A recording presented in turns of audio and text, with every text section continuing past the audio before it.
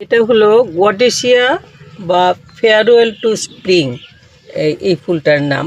এত সুন্দর ফুল, এইগুলো কিন্তু অনেক কালারের হয়। আমার এই গাছটা আমি অনেক দেরিতে এনেছি। এটা আমাদের এদিককার আসলে গাছ না, এটা এটা আসলে ওয়েস্টার্ন নর্থ আমেরিকার গাছ। তো আমি এইটা পেতে আমার দেরি হয়ে গেছে। তবু ফেয়ারওয়েল টু স্প্রিং, আমাদের তো মাত্র স্প্রিং চলছে, আর গাছের প্রত্যেকটা আগাতে কলিতে ভর্তি দেখে আমি চারাটা নিয়ে এসেছি। যদি বিচি তো নিশ্চয়ই হবে, বিচি হলে পরে বিচিটা রেখে দেব আগামী বছর, তাহলে পরে আমি এই ফুলটা করতে পারবো। এটা অনেক কালারের হয়, আমি এই কালারটাই শুধু পেয়েছি। কিন্তু যেই টবটাতে গাছটা আছে সেটাতে আমার মনে হচ্ছে গাছটা ঠিক আরাম পাচ্ছে না আর কি। এটাকে আমি একটু বড় টবে এখন লাগিয়ে দেব। তো এই গাছটা সবাই ভাবতে পারে যে এখন শেষ হয়ে যাচ্ছে, স্প্রিং তো চলছে, তো এই গাছ এখন লাগিয়ে কি হবে, কিন্তু এটাতে যথেষ্ট কলিতে ভর্তি। আর আমি ওই জন্যই নিয়ে এসছি গাছটা, যে ফুল ফুটছে আর এত কলিগুলো ফুটবে যদি আমি একটু ঠান্ডাতে রাখতে পারি গাছটাকে। একটু ঠান্ডা জায়গাতে রাখলে পরে গাছের ঠিকই ফুল ফুটবে, সবগুলো সবগুলো আগাতে কলিতে ভর্তি। তো তারপর এটা থেকে যা বিচি হবে, বিচিটা যদি রেখে দেই, তো আগামী শীতে আমার এই ফুলটা আমি অনেক করতে পারবো। এখন আমি গাছটাকে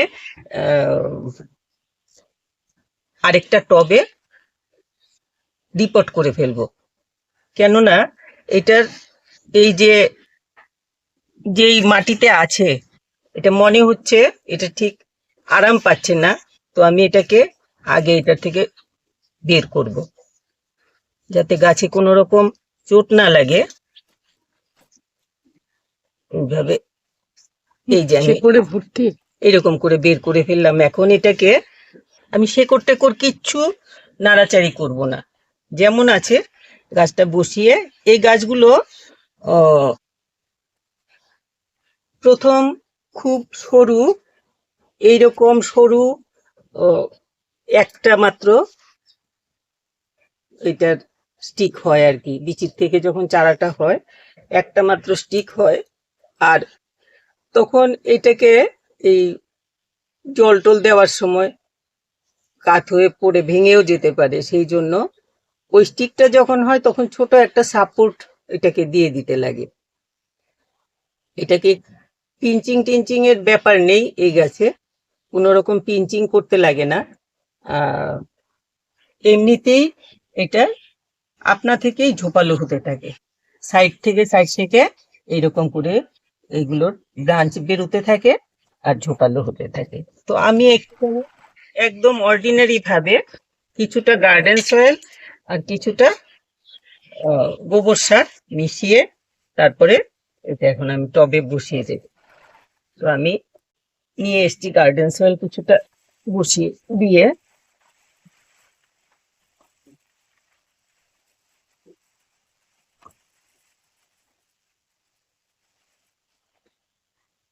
এটার মধ্যে প্রায় 1/3 গোবর সার, পুরনো গোবর সার, এই যে শুকনো 1/3 আমি গোবর সার মিশিয়ে দেবো।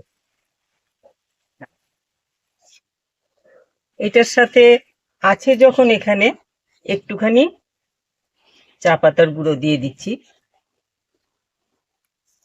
একটু কলার খোসা দিতে পারলেও ভালো হতো, আছে কিনা দেখছি। ফুল যাতে ভালো করে ফোটে, এখন তো সিজন প্রায় শেষের দিকে চলে এসছে, সেই জন্য আমি একটুখানি যাতে গাছটা একটু সতেজ থাকে সেই জন্য একটু কলার খোসাও দিয়ে দিচ্ছি। তো ফসফেট, তারপর বলে নাইট্রোজেন, এই সমস্ত সবকিছুই পাবে আর কি, যা কিছু গাছের দরকার সার, এগুলো সমস্ত কিছু গাছ পেয়ে যাবে। তো মাটিটা আমি সুন্দর করে মিশিয়ে নিচ্ছি, আর একটু দিয়ে দিই গোবর সার। তো এটা হয়ে গেল। অর্ধেক গোবর সার, অর্ধেকের থেকে কম দিয়েছি, 1/3 থেকে একটু বেশি দিয়েছি গোবর সার। আর অল্প দিলাম চা পাতার গুঁড়ো, 1 মুঠ চা পাতার গুঁড়ো, 1 মুঠ কলার খোসা। কলার খোসা শুকিয়ে গুঁড়ো করে রেখেছিলাম, এগুলো 1 মুঠ দিয়ে দিলাম।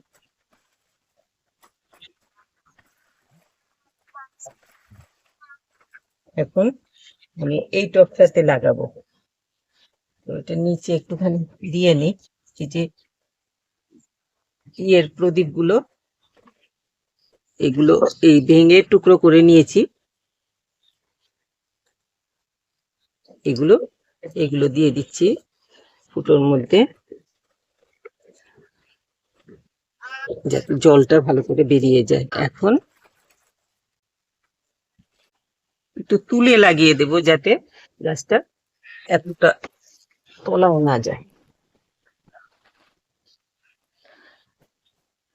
বসিয়ে দেব, কিন্তু এই যে নার্সারি গুলোতে ওরা যে দেয়, এই রকম হয়ে রয়েছে, এটা জলে একদম ভীষণ বাজে অবস্থা হয়ে রয়েছে। এই আর শেকড় গুলো সব চেপে গেছে, বালি, শুধু বালি মনে হয়, এই যে এরকম করে। তো আমি তলাটা একটুখানি ফাঁকা করে দিলাম, সাইড গুলো বেশি ডিস্টার্ব করব না, যেহেতু এখন সময়টা ঠিক অসময় হয়ে যাচ্ছে, সেই জন্য কমিয়ে দেব, বেশি উঠে গেছে। সেই জন্য গাছকে একদম ডিস্টার্ব না করে এইরকম করে বসিয়ে দেব মাঝ বরাবর। এখন সাইডগুলোতে মাটি দিয়ে ভর্তি করে দেব।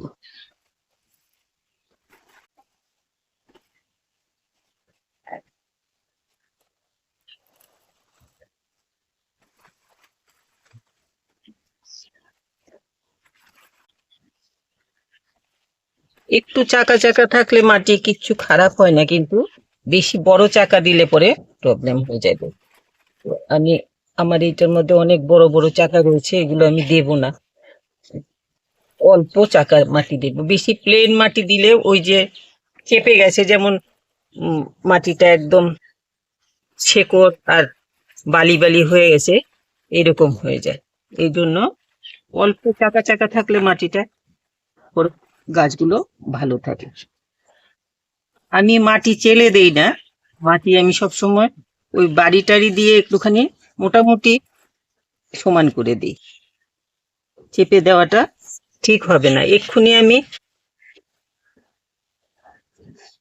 লাগিয়ে দিলাম গাছটাকে, এখন একদম ছায়াতে রেখে দেব।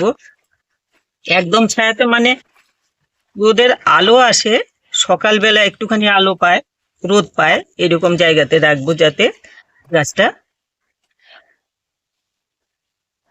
ওই রকম বেশি রোদের তাপ না লাগে। এখন এইটা যদি আমার ফুলের থেকে বিচি তৈরি হয়ে যায়, তাহলে আমি কিন্তু, ফুল তো ছুটে পড়ে গেছে, এই যে বিচি হচ্ছে, কিন্তু এই যে ফুলটা, এই যে ফুলটা পড়লো ছুটে, এটা থেকে এখানে এই যে হচ্ছে বিচি। তো এই বিচিগুলো রেখে দিতে পারলে, বিচি ম্যাচিউর হয়ে গেলে রেখে দিলে আমি আগামী সিজনে অনেক চারা করতে পারবো, আর বাড়িতে এই গডেসিয়ার সুন্দর গডেসিয়া করতে পারবো। তো সেই জন্য নিয়ে এসছি আর কি। তো এইরকম করে আমি এটাকে ভালো করে যত্ন টত্ন করে দিচ্ছি, যাতে আমার গাছটা আরো কিছুদিন ফুল হয়। এখানে আমি অল্প করে জল দেবো আজকে, কারণ গাছটার যেই বেসটা মাটির, ওইটা একদম বেশি ভিজা।